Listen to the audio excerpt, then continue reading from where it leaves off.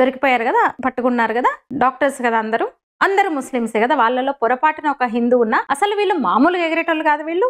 అయితే ఆ బాధ కనిపిస్తోంది వాళ్ళకి, అయ్యో హిందువులు లేరే, ఒక్క హిందూ అన్నా లేరే దీంట్లో, అసలు నిఘా వర్గాలు ఎందుకు ఇట్లా భంగం చేసినాయి, అరే బాంబు పేలుళ్ళు ఇంకా జరగాల్సి ఉండేనే, ఇంకా నాశనం కావాల్సి ఉండేనే దేశము, అయితే సంతోషించే వాళ్ళం కదా, నిల్వ చేసిన 3000 అమోనియం 3000 కిలోల 3 టన్నుల అమోనియం నైట్రేట్ పేలితే బాగుండునే, దేశంలో అక్కడక్కడ మంటలు రేగితే బాగుండునే, చలి కాసుకుందుమే, ఆ శవాల మీద రాజకీయం చేద్దుమే, శవాల మీద పేలాలు ఏరుకుందుమే మేమంటూ వీళ్ళందరూ వేచి చూస్తున్న రాబందులు, గుంటనక్కలు ఇవన్నీ కూడా.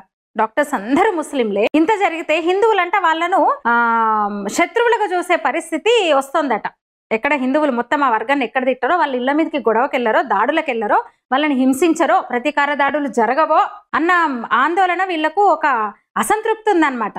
అందుకని అరే కొట్టుకుంటే బాగుండునే, హిందూ ముస్లింలు కొట్టుకుంటే బాగుండునే, తన్నుకుంటే బాగుండునే, చంపుకుంటే బాగుండునే, మంటలు రేగితే బాగుండునే, అక్కడ మొదలైన చిచ్చు దేశమంతా వ్యాపిస్తే బాగుండునే, దేశ రాజధానిలో మొదలైన మంట ఇక్కడికి కూడా వ్యాపిస్తే బాగుండునే, దేశమంతా తగలబడితే బాగుండునే, మేము చూస్తూ ఆనందిద్దుమే అన్న ఇది వాళ్ళలో కనిపిస్తుంది. కనిపించట్లేదా? రెచ్చగొట్టే మాటలు కాదా అవి?